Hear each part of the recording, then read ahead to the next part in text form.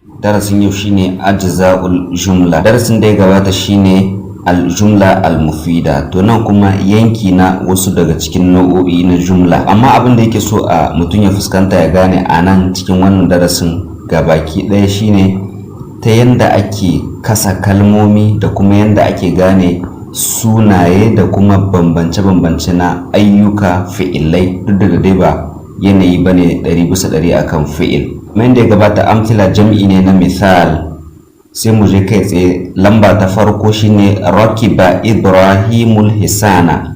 Ibrahimu ya hau doki. Yuda'ibu isma'il lokit, kenan isma'il yana wasanni ko yana wasa da musa ko kyanwa. Lamba ta uku shine yahsudul fallahul qamha, manomi yana girbe alkama. Lamba ta hudu shine ta'kulu shatu fulan wa sha'iran, akuya tana cin ful da sha'ir, kamar ka ce hatsi da dawa, nau'i ne na wasu kwayoyi wanda anan bamu da su. Ful da sha'ir duka nau'i ne mafi yawa a kasashen laraba ake samun su, kamar ka ce hatsi da dawa, matsalan ko wake da dawa. Lamba ta biyar sami'itun nasiha. Sami'tun nasihata, na saurari nasiha. Yastata'in nur fil hujra, haske yana wanzuwa ko kuma yana haskuwa cikin alhujra. Cikin gida shine alhujra, kamar kewayen gida daga ciki. Amma tajri safinatu ala alma'i, jirgin ruwa tana gudana akan ruwa. Lamba ta takwas hal tuhibbu safra, shin kana son balaguro. Misalai da ya kawo sun gama, yanzu abu na gaba shine albahath. عرفنا فيما مضى أن الجملة المفيدة تتركب من أجزاء، cewa jumla mufida tana hauhauduwa daga yanki na kalma.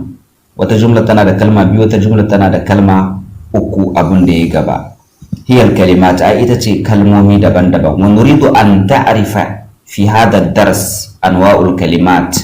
Anan to muna da bukata ka san nau'o'i na, a wannan darasin ka san nau'o'i na kalmomi. fa naqul, sai mu ce idza bahathna fil jumalil lati ma'ana, a cikin wannan jumlolin da suke tare da mu, yani jumlolin da muka kawo yanzu, wajadna, sai mu samu annal kalimat ibrahim, cewa kalmomin nan na ibrahim, kaga anan suna ne amma kalma ya ce mishi ibrahim, isma'il, fallah, alfadun tusamma biha ashkas. Wannan duka lafazza ne wanda ana kiran mutane da su. Ashkas jami'i ne na shakas. wa annal kalimat alhisan walqit walshat, to kalmomi kuma na alhisan da alqit da ashat kenan. hisan doki, alqit kyanwa, ashat akuya.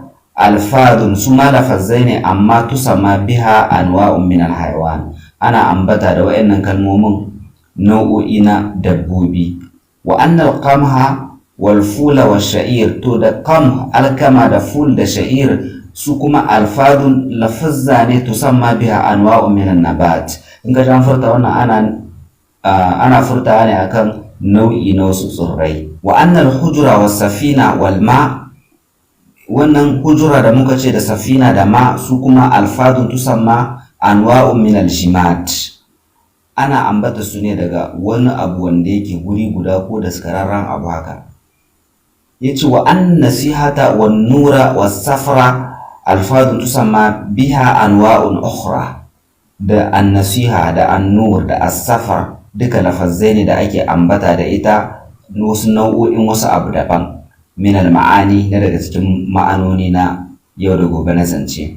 walidhalika, to da wannan ne tusamma kullu kalimatin, ake ambata kowace kalma min hadhihi kalimat, daga wannan kalmomi asma'un, ake ce musu sunaye. kenan imma ya kasance na mutum ne, imma ya kasance na dabbobi ne, imma ya kasance na wani abun ambato ne yau da gobe ko wani abun amfani kamar mota da sauransu. na'udu lil jumla marratan thaniyatan fanajidu, yace za mu koma ga wannan jumlolin karo na biyu. anna kulla kalimatin, cewa kowace kalma min alkalimat, daga wannan kalmomin ta rakiba wa yuda'ibu wa yahsudu, kenan wayannan kalmomi daga rakiba da yuda'ibu da yahsudu da kuma ta'kulu tadullu ala husuli fi'lin fi zamanin khas.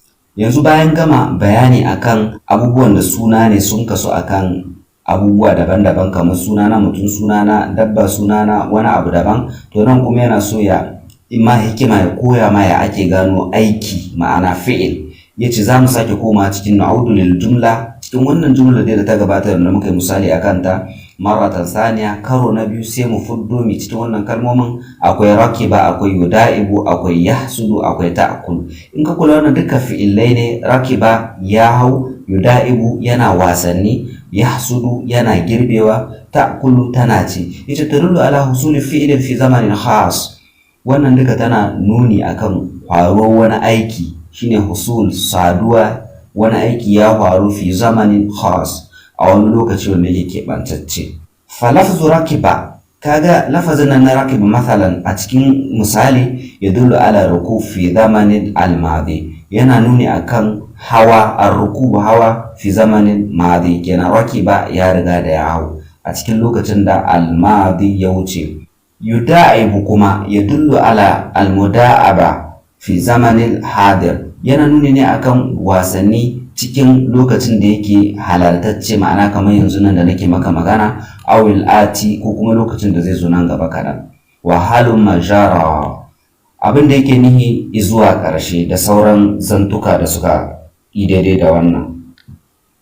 In an ce wa halu majara, to in ana bayani ne sai a ce to da sauransu duka zancen da baban kawo ba zuwa ƙarshe shine wa halu majara. Walidhalika, da wannan ne tusamma kullu kalimatin min hadhihi an-naw fi'lan, to duk da wannan ne ake ambatar kowace kalma daga cikin irin waɗannan nau'i sai a ce mata fi'ili, aiki. To ana yana so ya gaya maka duk wani abu da yi ne aka yi to ana ce mishi aiki, bai zo gurin da zai ma bambance ba sai zuwa gaba.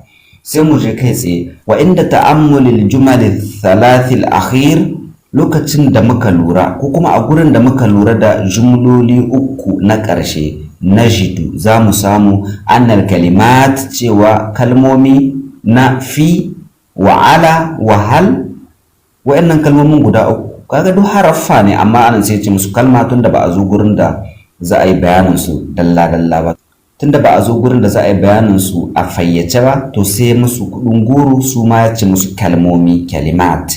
Fi, ala, hal, yace idza nataqa bi kullin minha, in aka yi furci da kowace daga cikin su wahdahu, kowanne aka ce fi ko ala, yace lam yafham lahu ma'anan kamil, ba a iya gane ma'ana dangane da cewa fi ko ala ma'ana cikakka. Ka ce fi ciki, ala sama, misali a sama, wahal shin, kaga ma'ana bata cika ba. Wa idza nataqa bi kullin minha fi jumla zahara ma'anahu kamilan, amma aka yi furci da ita cikin jumla, kaga zahara ma'anahu kamilan, ma'anarta sai ta cika. wa tusamma kullu kalimatin min hadhihi al-kalimati thalath harfan, duk wannan kalmomi uku fi, ala, hal na ƙarshe da muka ambata ana ce musu harafi, ma'ana su batta cika hal sai in sun shiga jumla ne. Shine karatun da yake so ya hudo mana.